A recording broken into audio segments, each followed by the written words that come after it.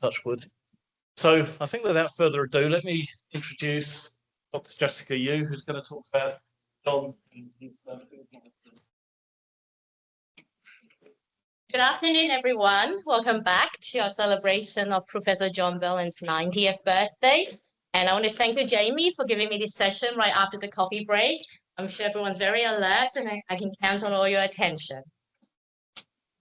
So this photo was taken 20 years ago when my MSc class celebrated Professor Burland's 70th birthday during one of our strength and deformation sessions.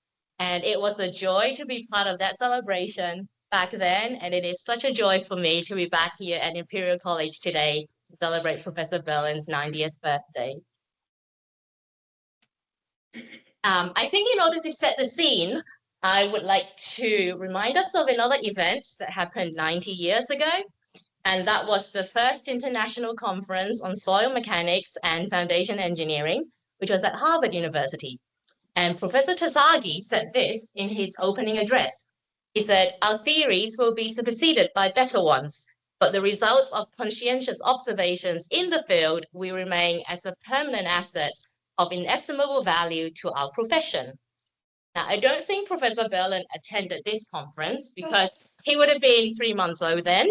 However, several decades later, he did echo this sentiment because in his Nash lecture on the teaching of soil mechanics, Professor Burland said this about Professor Tasagi's statement. He said, "It seems to me that Tasagi is bringing out the importance of instilling rigor as part of education.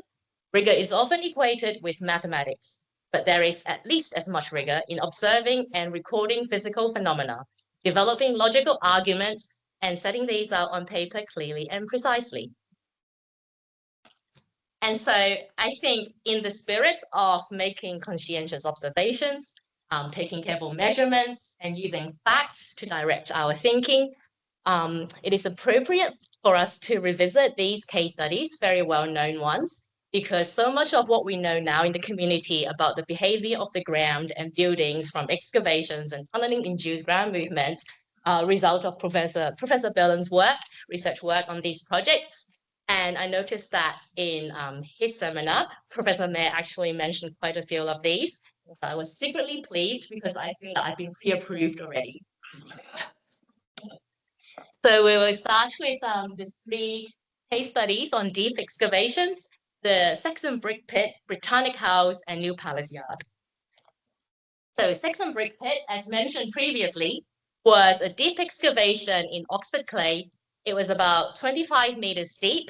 And what you can see here is the planer, which is used to remove layers of clay from the face of excavation. And in order to understand the behavior of the ground from deep excavation, Professor Burland had to develop some new instrumentation, which was previously mentioned. He developed the precise borehole magnetometer using magnets, and this was to measure the distribution of vertical displacement with depth. And he also developed a horizontal multipoint extensometer, which was to measure the development of horizontal strain at the ground surface behind the excavation. And he had somewhat surprising results in that the horizontal multipoint extensometer measured very little negligible horizontal strain at the ground surface for a distance as much as 31 meters away from the face of excavation. However, precision survey revealed that there was significant horizontal displacement. And so these 2 independent sets of measurements indicated that the ground was sliding forward as a block. And that's illustrated by this diagram here. He also took clay samples from near the base of the brick pit, and they were tested in the soil lab in a shear box. And it was found that it only took several millimeters of relative displacement for the strength to drop to the residual value.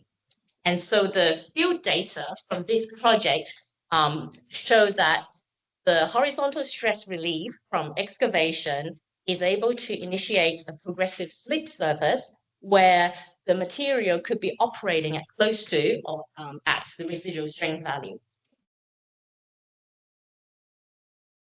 And then we have the Britannic House, which was a basement excavation in the city of London.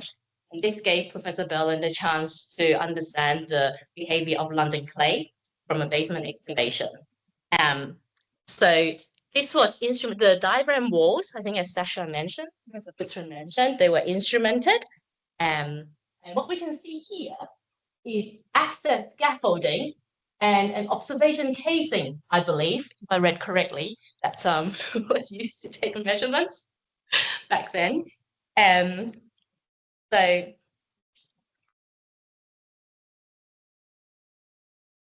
there were a few key findings from this case study. One was that for deformations in London clay from excavations, it was very time dependent. And so if we needed to control the ground movement, we needed to get the support in early. I wanted to mention that this basement was the bottom-up construction technique.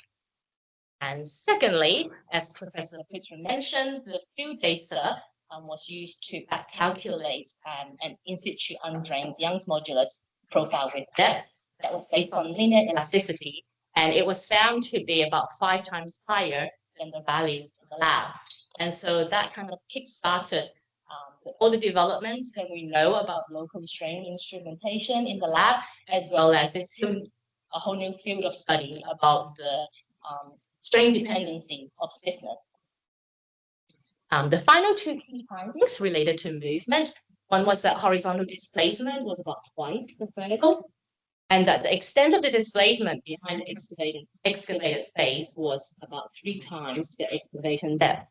And the last 2 points were considered to be quite significant at that time because it called into question the effectiveness of using ground anchors as a way to control ground movements.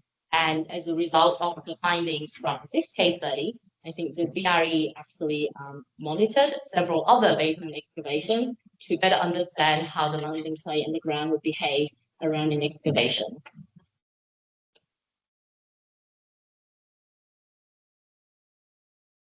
And then this is the car park at the Palace of Westminster. It was an 18.5 meter deep excavation. This was done in the 1970s.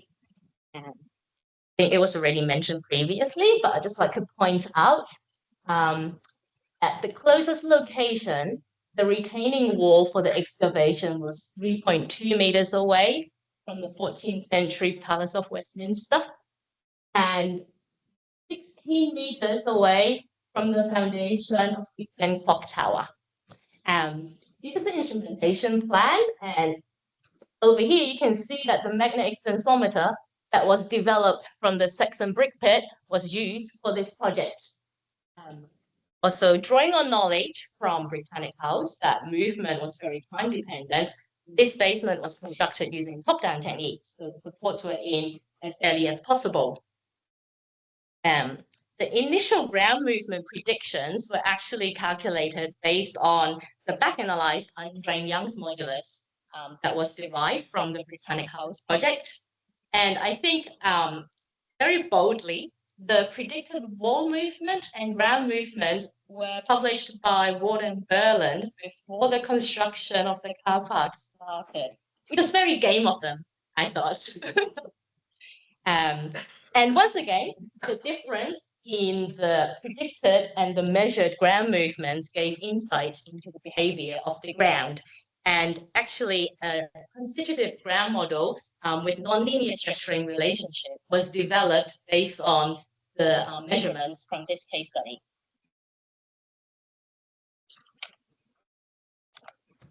So far, I've only spoken about the response of the ground from excavation.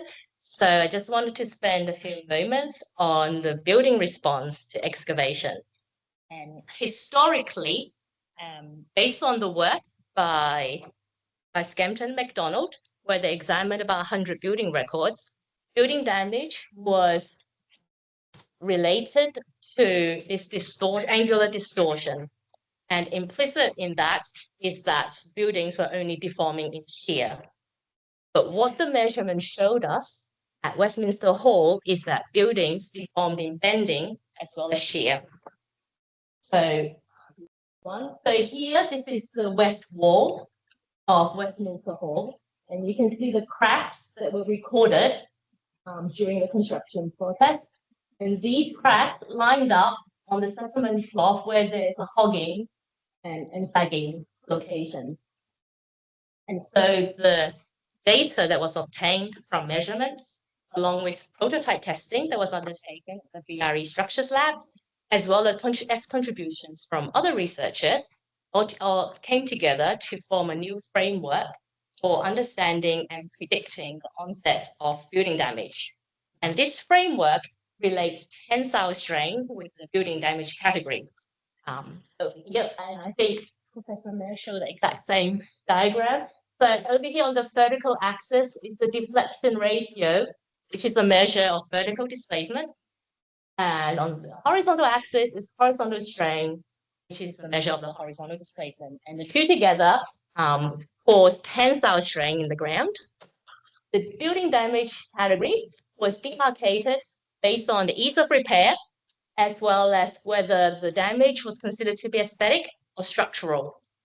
And so this framework was then used to assess the likelihood of damage along the proposed Jubilee Line extension in the early 1990s. At that time, a staged procedure was used where the buildings considered to be at negligible risk of damage were removed from the assessment process, and those that were at higher risk would be subjected to more investigation using elastic beam theory. So now we move on to the Jubilee Line extension project.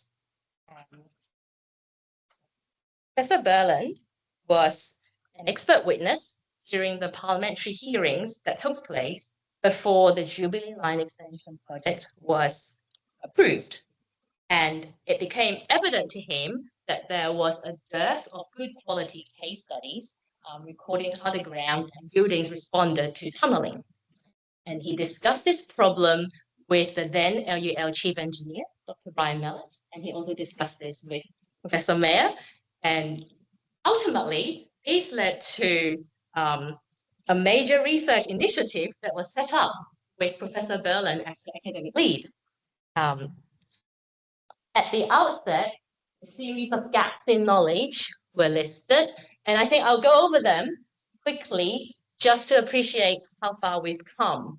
So it was necessary to know more about the sediment trough, about its extent, its magnitude, how horizontal movement and strains were developed, as well as whether it was valid to superimpose the sediment troughs in the case of multiple tunnels. In terms of ground structure interaction, there was a need to find out more about how the stiffness of the building and the foundations would modify the ground movement and strains. And there was also almost no knowledge on how piled foundations would respond to ground movements that were induced by tunneling. In terms of protective measures, compensation grouting was a relatively new technique that wanted to be investigated at that time. Damage refers to structural damage, how it's initiated, how it propagates. And at that time, there were a range of remedial measures that were used, but the effectiveness of those was somewhat subjective. So this project provided the chance to have find out. And also, prior to the Jubilee Line extension project, it was assumed that tunneling had negligible long-term effects. So the route for the Jubilee Line extension was walked, and about 30 structures were identified to be case studies. And some of these were very grand buildings, like the Ritz Hotel. And then we go through the full range to some very modest housing in the east of London. And these foundations had different forms and different foundations. And there was extensive instrumentation and monitoring set up for the duration of the project. And interim reports were often compiled. All these interim reports were collated, edited, and refined, and ultimately this 2-volume blue book was published. And when I was working at Crossrail Limited, we were mentioning the blue book almost every single day. People would be like, oh, let's just look in the blue book, chapter 2 of the blue book. Where's the blue book? In the closing chapter of Volume 1, Professor Burland distilled all the key findings from the case studies and addressed how the gaps in knowledge and addressed all the gaps in knowledge. And so much of what we take for granted now, for example, volume loss, which is a key parameter in controlling ground settlement, came from this research. The monitoring data from all the case studies have been used extensively since, particularly in the calibration and validation of numerical models. And the long-term ground response at St. James's Park and Elizabeth House are still being monitored. So subsequent to the JLE research project, Professor Burland continued to be actively involved in tunneling research, despite being partially to fully retired at this stage. One of the recent projects that Professor Burland was part of the Imperial College research team looking into the effect of tunneling on existing tunnels. And this research project was led by Professor John Burland. The study was run in conjunction with the Crossroad project, and we focused on existing tunnels with segmental grey cast iron lining in the London Underground network. This project has several aspects. There was field monitoring in Hyde Park. There was structural monitoring in Central Line and Northern Line tunnels, and a structural lab testing on a half-scale segmental cast iron ring. And there were numerical investigations for the field response as well as the structural testing.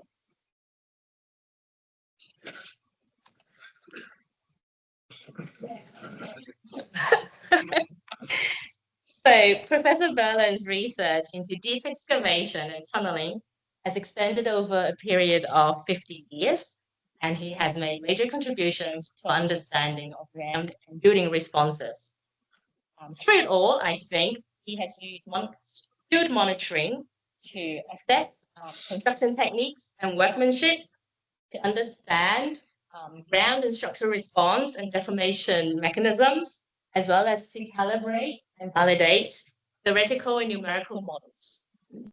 I put this photo in because I think this is evidence showing Professor Burland practiced what he preached, because he did not hesitate to step in and help out when an MSc student needed a hand while taking measurements at Winchester Cathedral for her MSc dissertation. With that, I just wanted to say thank you, and I wish you a happy birthday.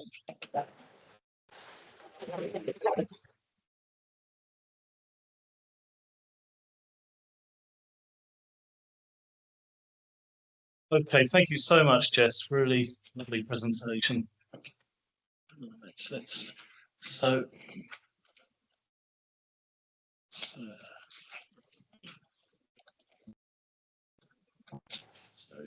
next we have Dr. Hugh St. John, formerly from BRE and Europe, and then the last few years that's GCG. Where it is.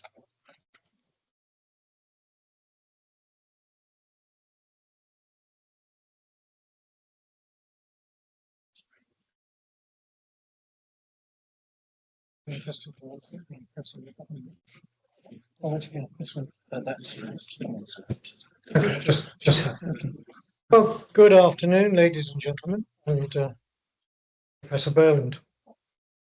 I'm at a distinct disadvantage coming this late on in the proceedings because those preceding me have covered some of the stuff that I'm going to talk about, but that's an advantage in some ways because I can go off at a tangent a little bit. I've got the difficult task of summarising what is really a theme of a very active lifetime and someone who I'd call an extreme communicator. It's also quite difficult to know where to start when trying to summarise John's time at what was originally the Building Research Station, BRS, but was later called the Building Research Establishment. I'll start by saying, like a lot of people, I'm incredibly indebted to John for all that he has done for me personally throughout my career. And it's very true to say that if it wasn't for John, my life would have been very different. He gave me so many opportunities. insights and experience, and often made up for my inadequacies, which I apologise for. We'll talk about that later. He is a master of innovation and education, and I know that I'm not unique in this respect, and I've received numerous testimonies to the same effect of the things I've said. He's always brought out the best in people. I think those days at BRE were special to him. I got that. Sorry, which one do you press? Oh. What's that one? Okay. He still meets up at least once a year with his old colleagues from BRE, and it's always a pleasure to see him there. I hope he feels the same. Well, he does look as though he feels the same way. I don't know whether that was after a glass of wine or not. He joined the Geotechnics division of BRS in 1966 after his time at Cambridge, where he had immersed himself in critical state soil mechanics. BRS was the powerhouse of the UK soil mechanics fraternity in those days, in the 1960s, and many of the greats had been through during the time that Cooling was the division head, people like Skempton. It had a reputation for applied research, and John had, I think, found him from his time at Arups that this was the way forward for him. And working with Fred Butler and others in deep foundations had started an interest that would be a theme throughout his career. Burland, Butler and Dunnican was one of his first published papers in this country, I think. That was an incredibly valuable publication, which both synthesized a lot of previous work on piles in London clay and added to the understanding and the database of information. He learned a lot, I think, from the colleagues at Arups about going and looking at things. And this is an early picture of him being lowered down a pile to do an inspection. A common theme, I think, for many years to come. I was at UCL in the late 1960s, and my soil mechanics lecturer, Robin Arthur, had been a forerunner of John's at Cambridge. And he got me looking at Geotechnique, where I found the publications of Bill Ward and Arthur Marsland, BRS, some of the most understandable and interesting papers.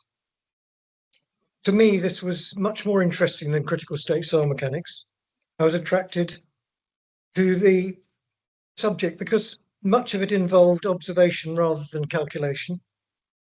There was room for manoeuvre, use of knowledge, possibly making mistakes, an imprecision that appealed to me, partly because there appeared to be scope for development. And at this time, John was working with Bill Ward when I joined on the proposed, no, it was before I joined, I think, the proposed CERN accelerator on Norfolk at Munford, which Robert has talked about. For those who are not aware of it, but you are now because Robert has already introduced the subject, this was a very large tank that was filled with water. And I'm not going to say any more about it because I think it's already been covered adequately. But it was obviously a project that's dear to John's heart and everybody's, because it was a model of the Munford tank that he was given when he retired from BRE. When I joined in 1970, I started work with Bill Ward, who had a wealth of knowledge and experience, which I know that John benefited from.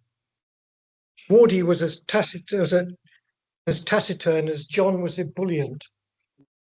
And as my colleague Paul Ted reminded me, they would both be parodied.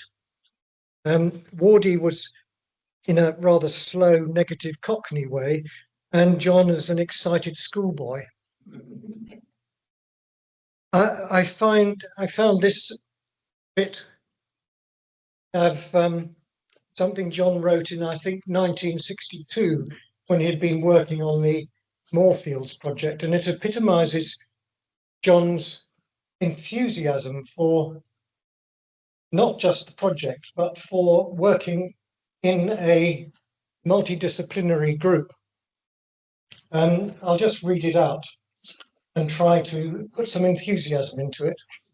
The Moorfields project has presented opportunities not only for daring and exciting constructional possibilities, but also for the structural engineer, foundation engineer, and soil mechanics to work as a team. The foundations are more than a mere remedy for the deficiencies of a whimsical nature. They are a prominent feature of the structure, both in temporary and final condition. This is the reason why working on this project has been so exciting. The foundations have developed along with the structure, and the two are intimately linked and finely balanced. And I think this epitomizes John's whole approach to geotechnics. It's not just us geotechnical engineers who have to go our own way, but we are all part of a multidisciplinary team.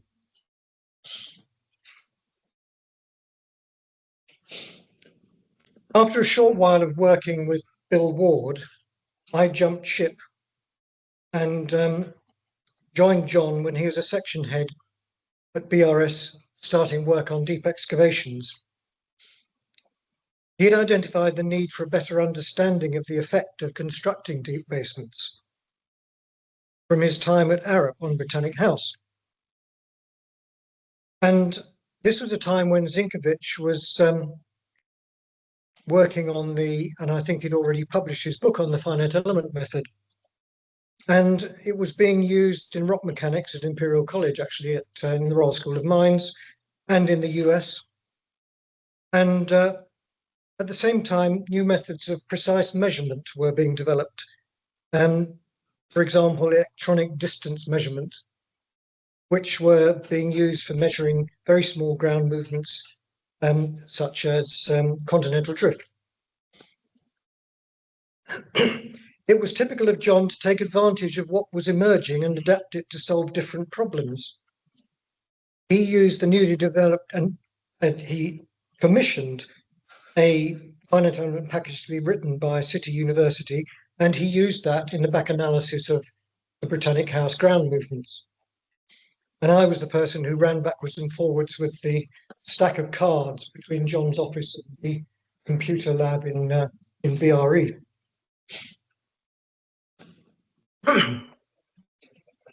At the same time, he set about finding projects in London, which Jessica mentioned, where measurements could be made using the newly developed instrumentation, such as the electronic distance measurement devices, inclinometers, which were just being developed, and we were using prototypes, ball-halt extensometers, and precise leveling techniques. BRS was the place where money could be found to do work at this scale. At this time, the proposed car park in front of Big Ben was in the pipeline, and John became involved both with the prediction of the effects of construction and in the design. His examination of the detailed structure of the London clay and what was then called the Woolwich and Reading beds beneath it proved to be a basis for much future work on deep tunnelling in London. The Woolwich and Reading beds hadn't really been looked at much before. Some of my early memories of working with him were seeing him being lowered down a pile bore at the YMCA, which he got his picture in the newspaper, which I think he quite liked. At the YMCA, he was also instrumental in carrying out large diameter plate bearing tests in the lower London clay and in the Woolwich and Reading. First time that had really been done. And they were used in the design of large diameter board piles, which were actually raked so that the underreams didn't collide. This is another example of John extending things and taking on board developments in the piling industry, in this case, pushing the boundaries. But he was also taking advantage of work being done by Arthur Marsland at BRE on-site investigation, which had involved building suitable test equipment. Under the leadership of Tom Whitaker in the early 1970s, BRS thrived, and although individual sections had their own primary remit, there was a lot of cross-fertilization. Measurement and observation was a common theme, and there was a section dealing entirely with instrumentation and workshops with whom the division worked. And John took over as division head when Tom retired, and he was the person who kept it all together, finding funding for what was probably a very disparate group who only wanted to do their own thing,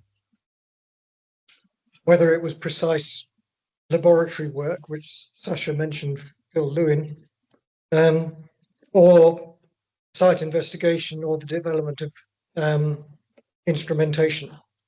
But the instrumentation was a common theme.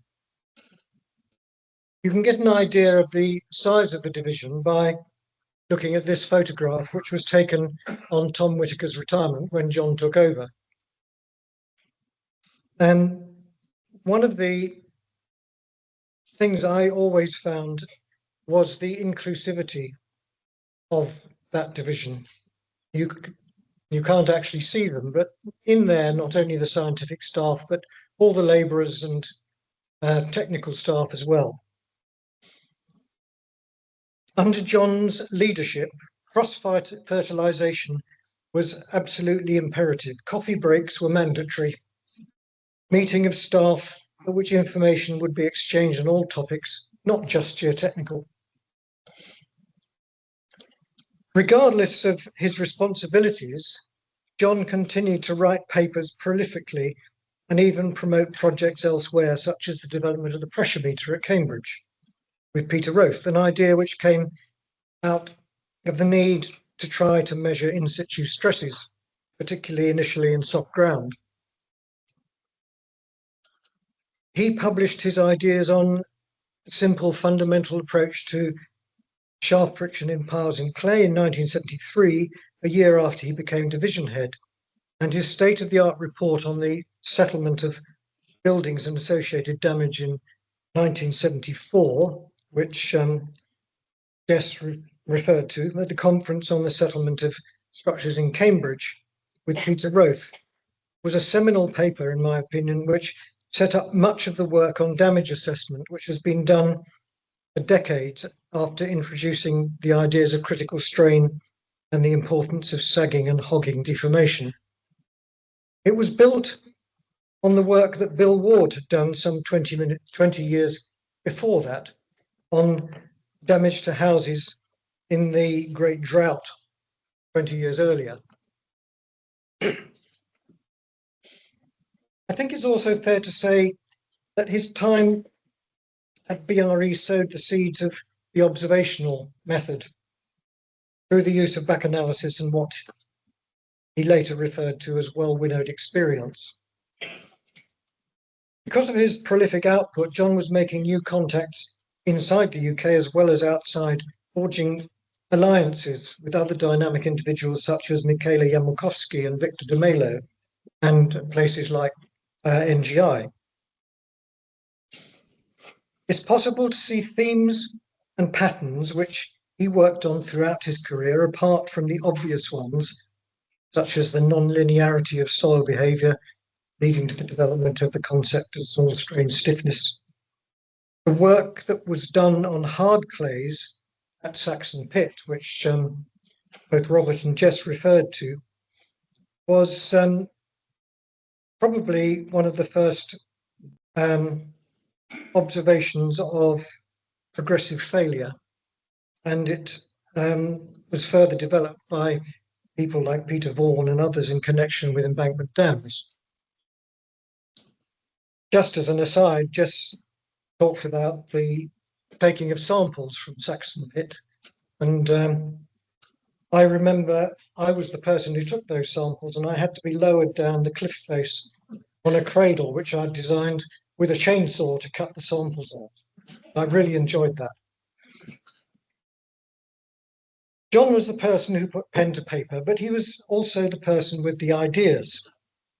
And when he got promoted to the assistant directorship in 1979, he was a great loss to the division, although he continued to support it and the good work carried on. But finances and the way research was being done was hitting the buffers, and he could see the writing on the wall, I think, and off he went to join Imperial College.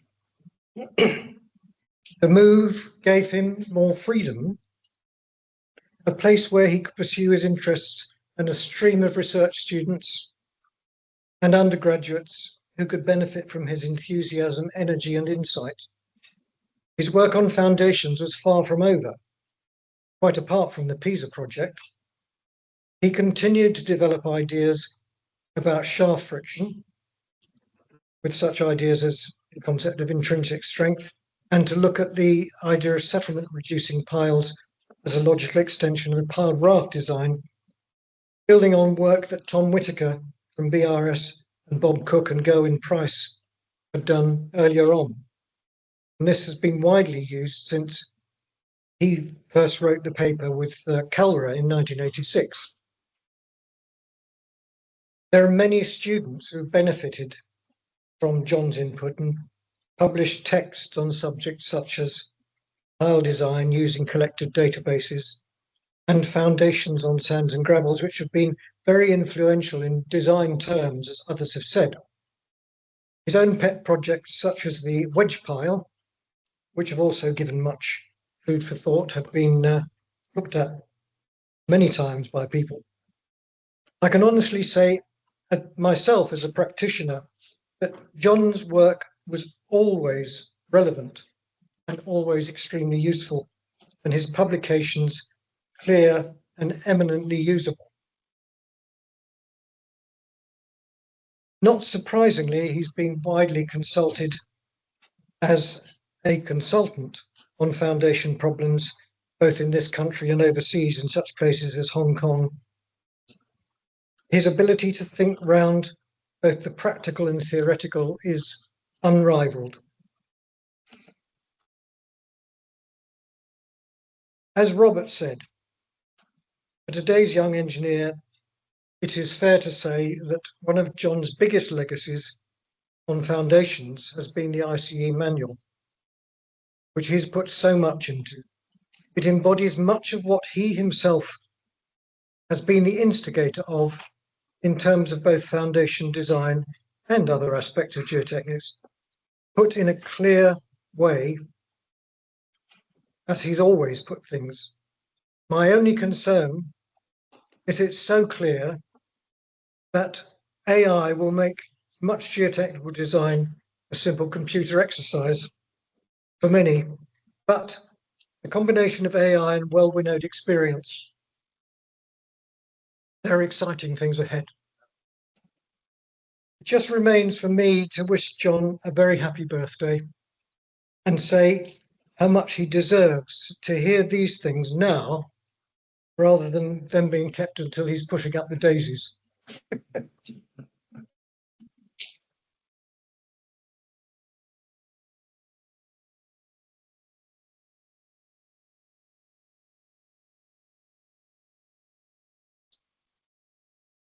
Okay, finally, thank you so much, Hugh, especially as many of you might not realise, but Hugh broke a couple of ribs over the weekend, and so that was a pain speech indeed.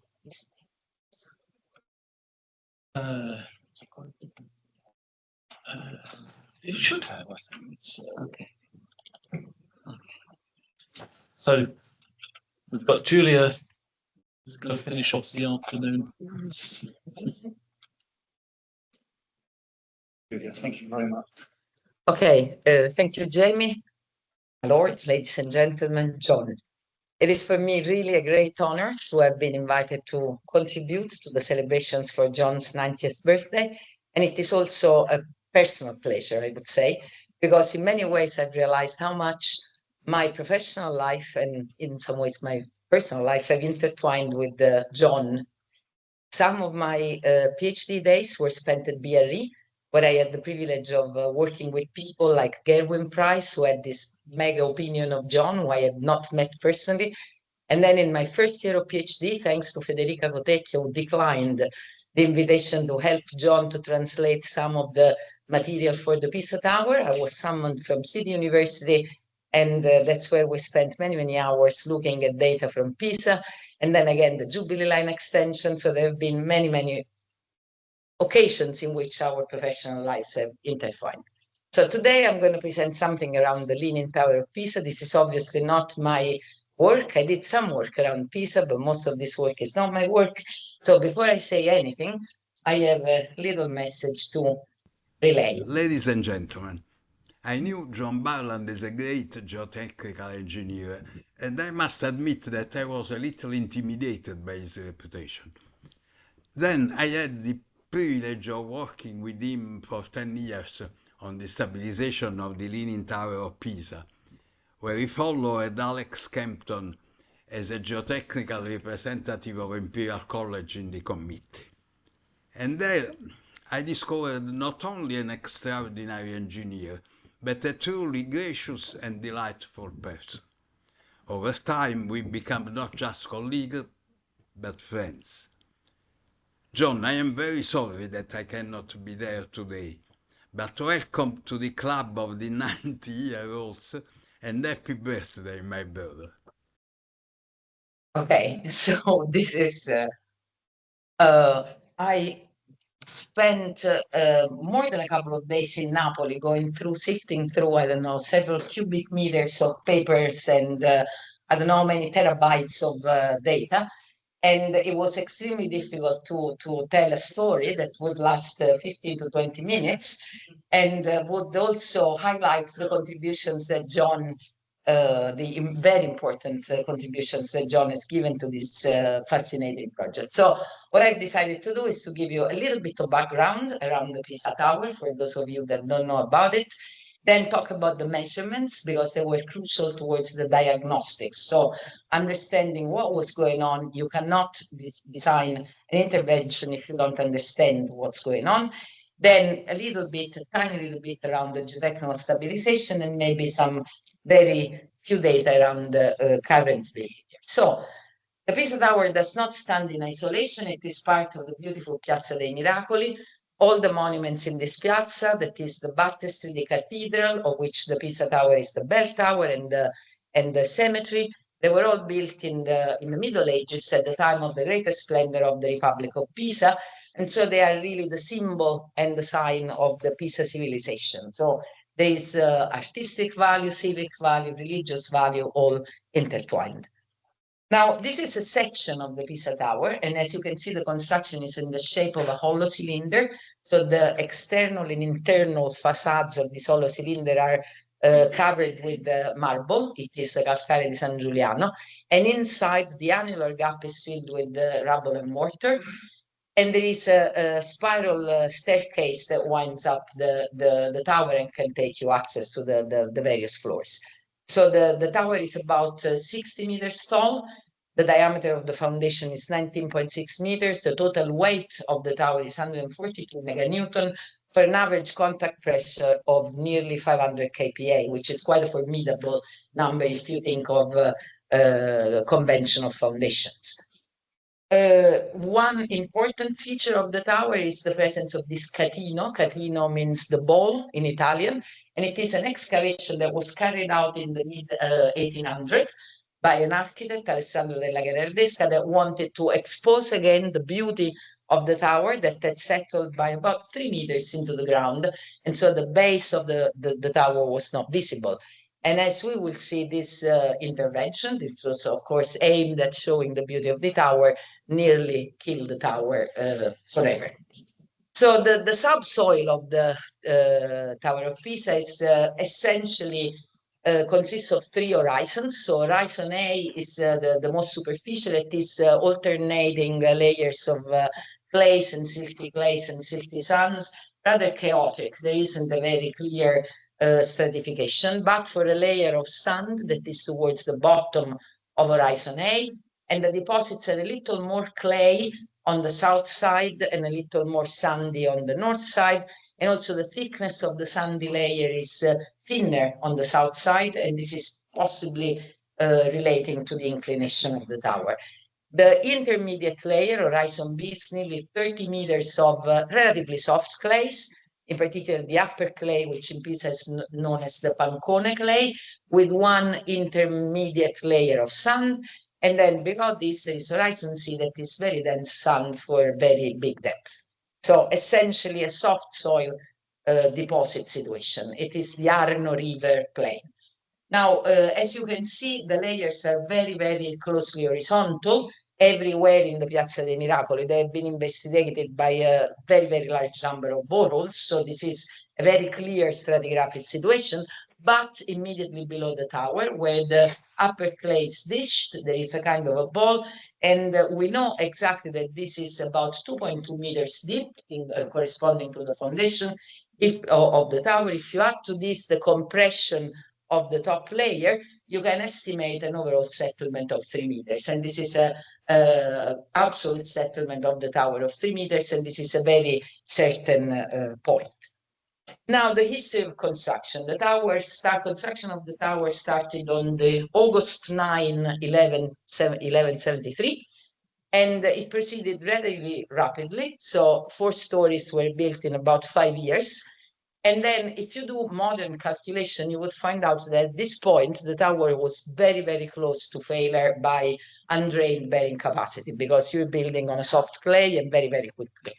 And then the masons stopped, and there was a first interruption of about 94 years. So it is very tempting to believe that, oh, they were very clever. They knew Terzaghi before Terzaghi. They knew about, you need to do staged construction and wait a little while until excessive water pressures are dissipated. Probably this is not the case. The reality is that at this point, Pisa was at war simultaneously with Genoa, Lucca, and Florence. There was a big battle in Montaperti. Construction of the hospital and of the Camposanto, that is the cemetery, took priority relative to the bell tower. And so, they stopped because possibly they'd run out of momentum or money or whatever. And then in about 100 years later, in 1272, they started construction again under different architects. This time it was Giovanni di Simone. And again, they built very quickly until the 7th story. And then again, they stopped. And again, they stopped really shy of undrained bearing capacity failure. So these people have been extremely lucky. And it is during the second stage of construction that, and again, this is completely independent of soil mechanics. It was because Pisa was defeated in the famous Battle of Meloria. This has been but you must consider that central Italy at the time with Genova, Pisa, Amalfi, this was very much like Iran today. So it was a very belligerent time. Wealthy, Ghibellini, the Pope, the Emperor, not easy times. So there was a mega battle where Pisa were defeated, so probably ending the dominion of Pisa on the Tyrrhenian Sea. They stopped again. And it is during this phase of construction that the tower takes its characteristic shape.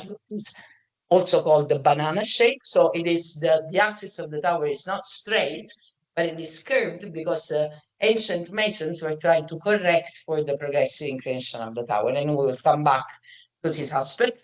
So much so that when construction was completed in 1360, by the construction of the bell tower, the tower was so inclined, inclination was increasing, that the final bit of the tower, the bell chamber, it has 4 steps on the north-south side and 6 steps on the south side. So they had to create a significant tilt to have this bit vertical. Okay.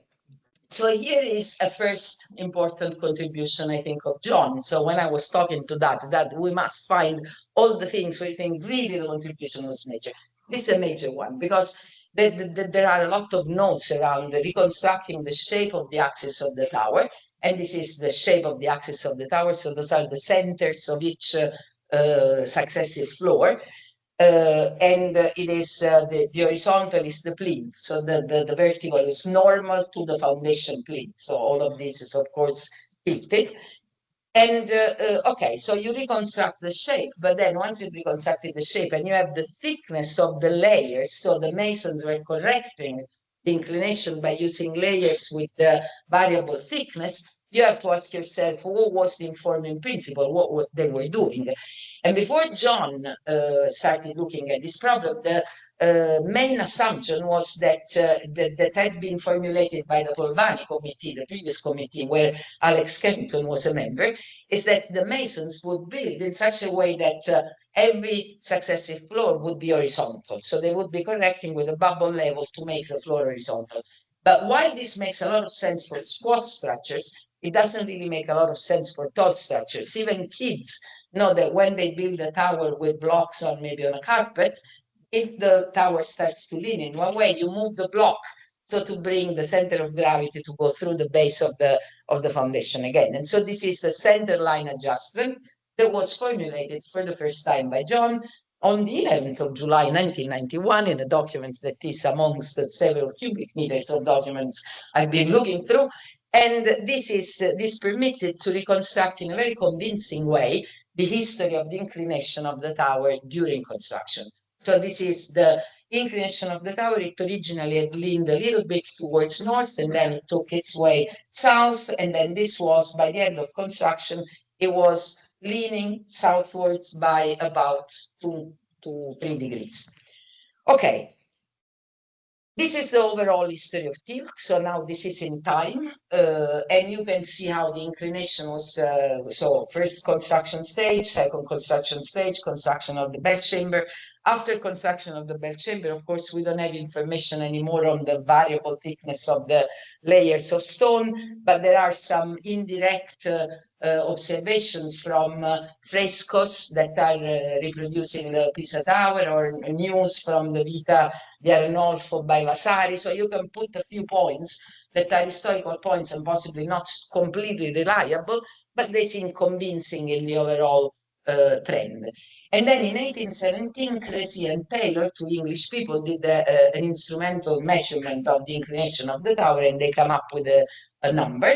And only a few years later, in 1859, Rouault de Fleury did another measurement, and they had a completely different result.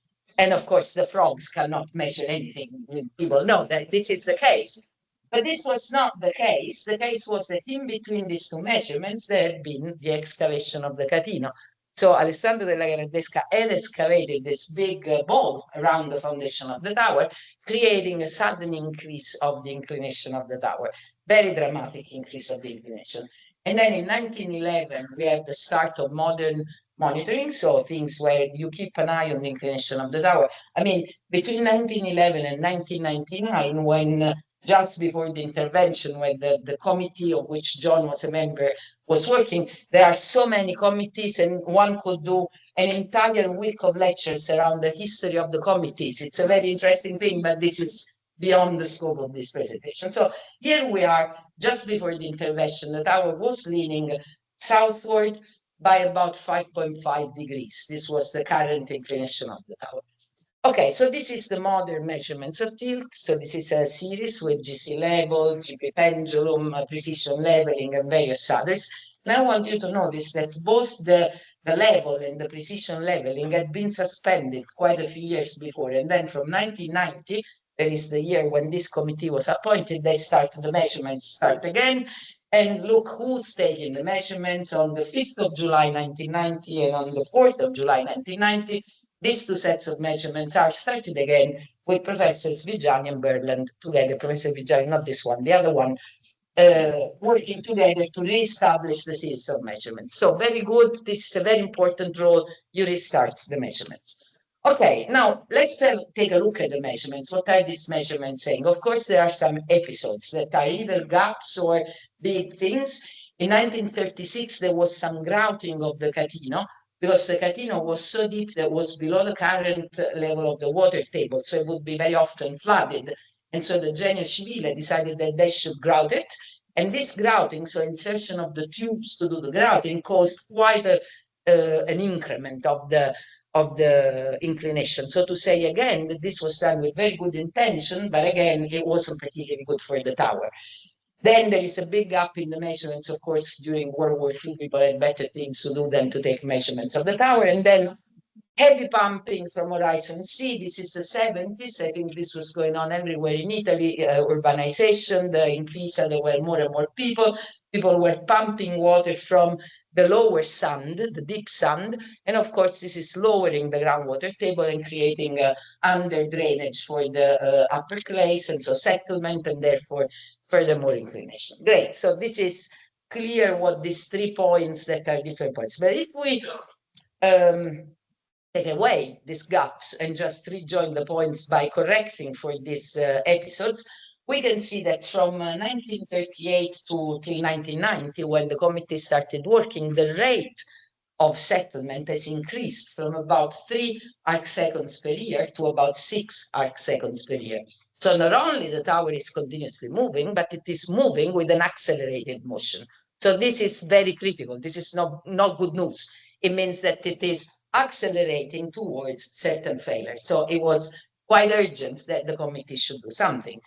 And in fact, further analysis of the data indicated very clearly that in all the periods of time where the tower was not disturbed, so there was no pumping, no people digging things, nobody grouting, the motion of the tower was pretty much a rotation without settlement around a point, the center of rotation that was level with point B1 on the first floor, and whereby the center of the foundation was moving northwards, and there were significant components of horizontal displacement. Again, this is taken from a report by John that is kind of looking also at what might be the likely ground deformations around this, and assuming that there might be a localized shear band at the base of the foundation that is compatible with this movement.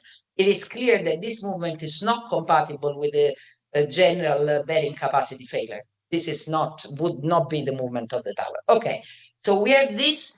We can do some mechanics. I will try and keep this to the smallest possible. So I've done the very, very simple case of the inverted pendulum. So it looks like the tower is the victim of some leaning instability. What is this?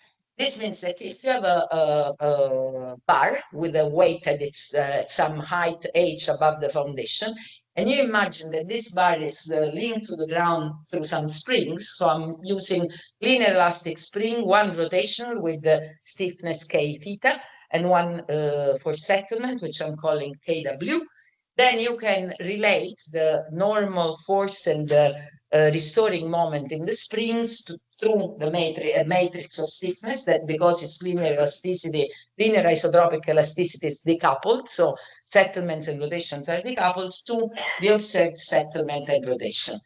And of course, the driving moment is going to be WH sine theta, so your mass is off center, so it creates a driving moment, and then you have a restoring moment, which is proportional to the rotation theta. So if you want, you can define the safety factor against leaning instability as the ratio of the restoring moment over the driving moment. And you find out that this safety factor does not depend on strength at all. It depends on stiffness. So it is the ratio of k theta over WH if you assume that for small thetas, theta over sine theta is 1. Okay? Great. So we have an expression for the safety coefficients. If you want to do parameter identification, and again, I'm sticking to linear elastic isotropic.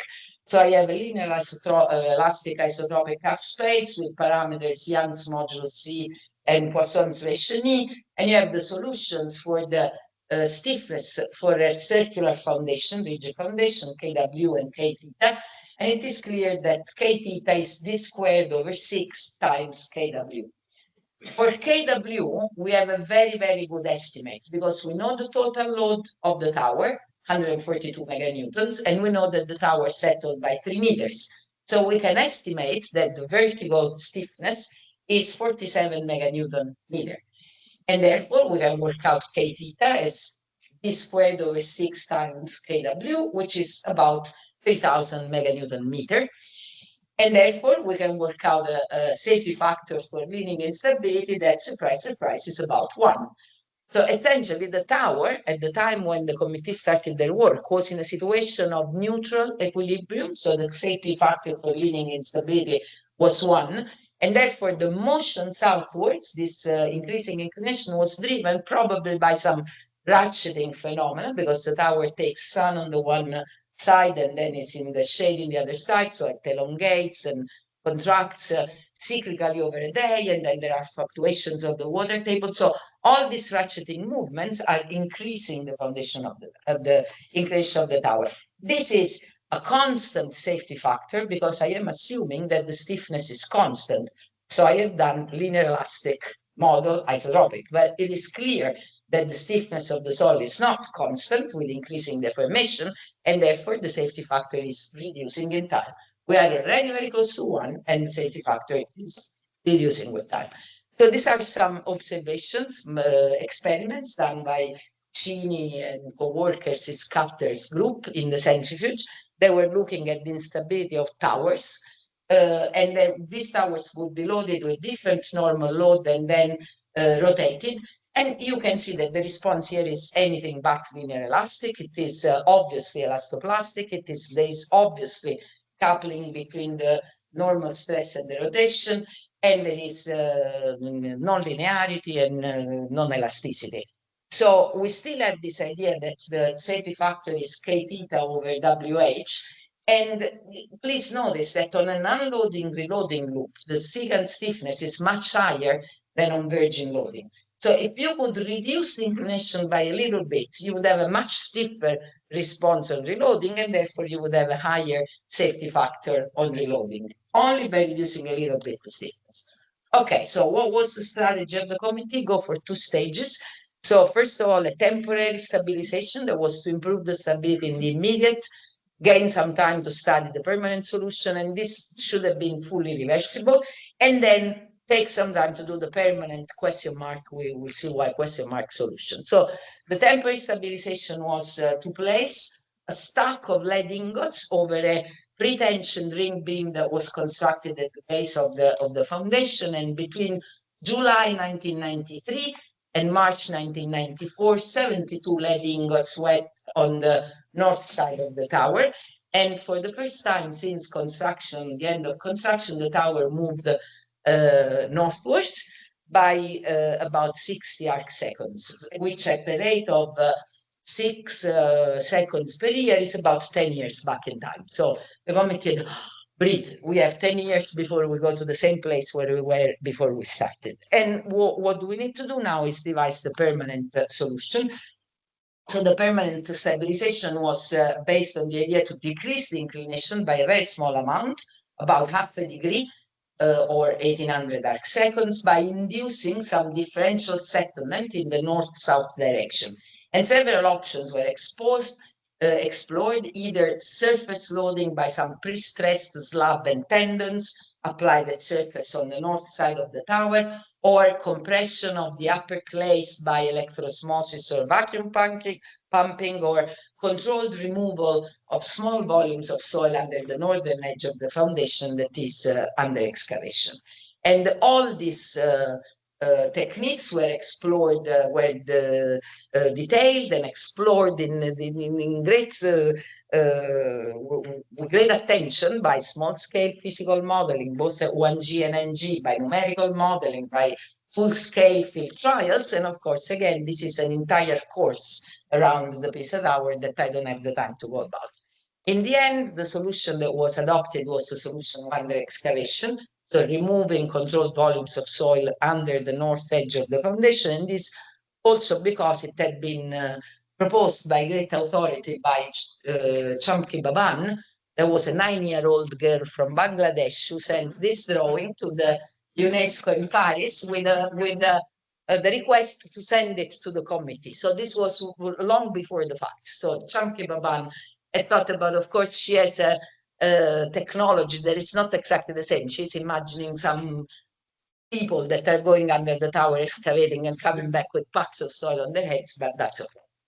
And this was done. This was done in 2 stages. There was first a preliminary under excavation, so small scale intervention to make sure that one could do it, that one could steer the tower as desired. And there were 12 holes installed for under excavation. And this was very successful. So you can see here the rotation of the tower in the east, west, and north-south direction.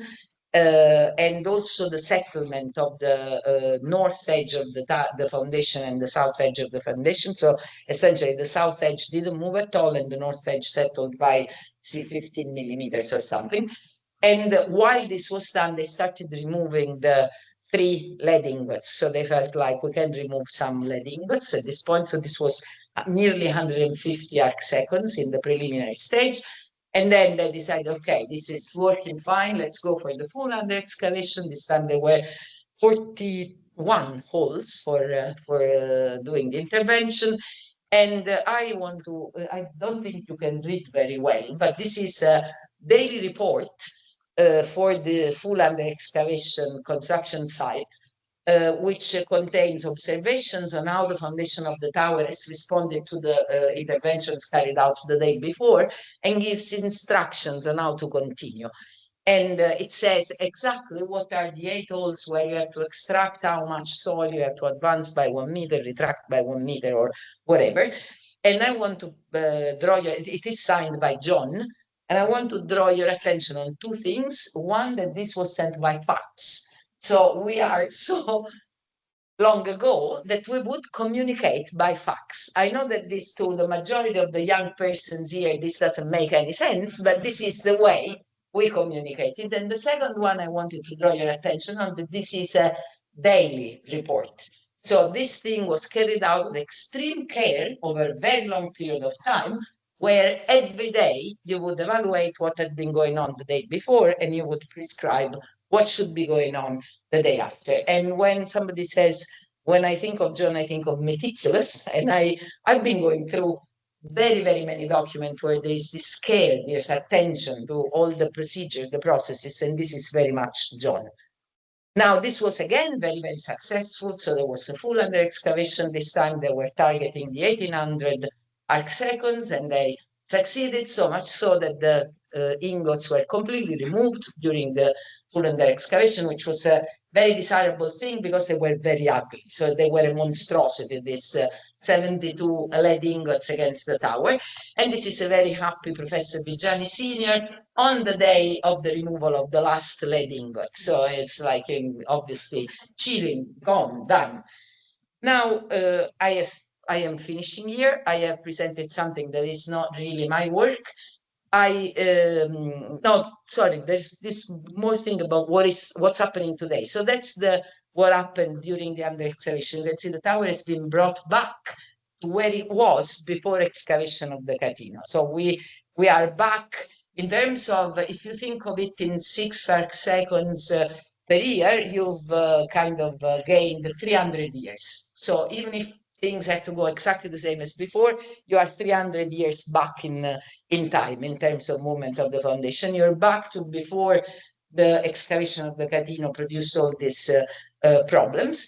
But what is the tower doing now? So this is the latest measurements. So I called, this time I asked Nunziante by email. I said, not by fax.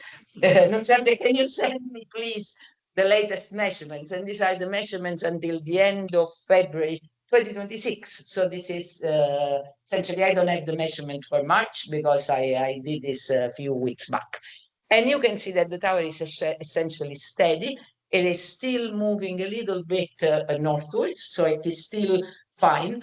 Nunziante, when consulted, says, oh, I don't know, it looks like it might start moving a little bit south again. You know, we would have to have some.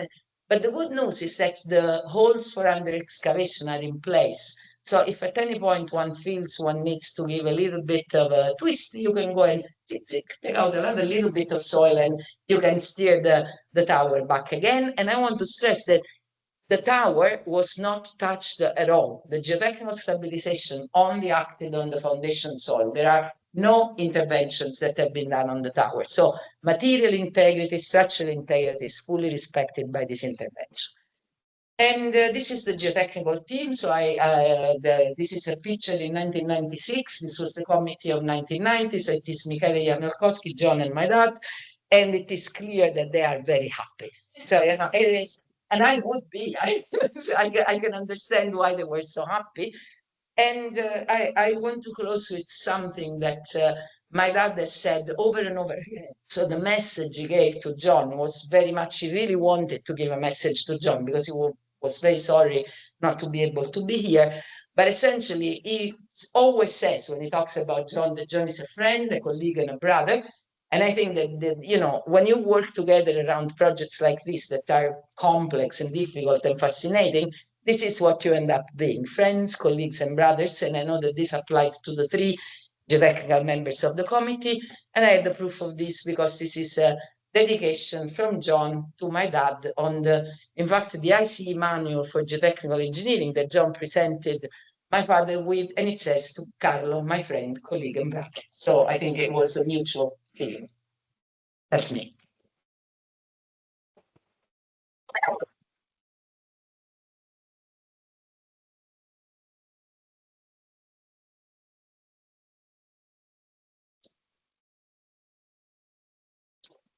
Julia, thank you very much, and thank you.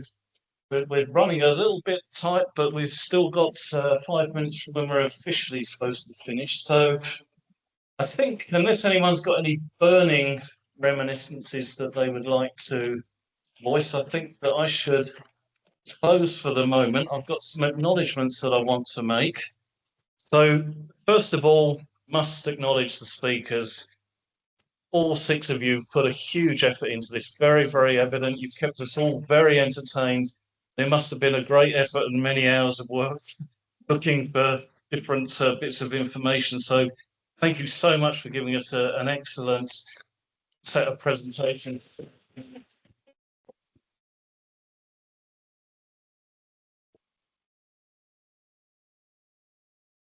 Secondly, I'd like to thank those who've helped with the organisation and running of the event, Professors Lydia Strakovic and Dave Potts for helping with the selection of the speakers and the themes, and Professor Catherine O'Sullivan for helping with the overall organisation, and Pishin, we've seen coming into action. Sorry, Pishin, I can't get my tongue around your name.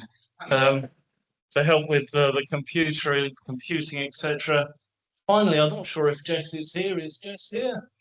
He's not, yeah, in the background. So Jess O'Toole has been the main person doing all the organising. So really, many, many thanks, Jess. We should give him a round of applause, even if it's not.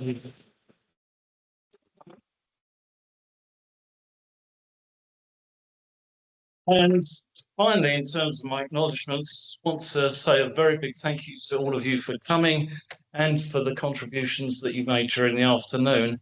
So just one final thing, I've got to say a very, very big thank you to you, John, for all that you've done for me. I also want to wish you a very happy birthday, as all the speakers have done, and I think everyone here wants to as well. And I just also want to bring you up to present something to you, John.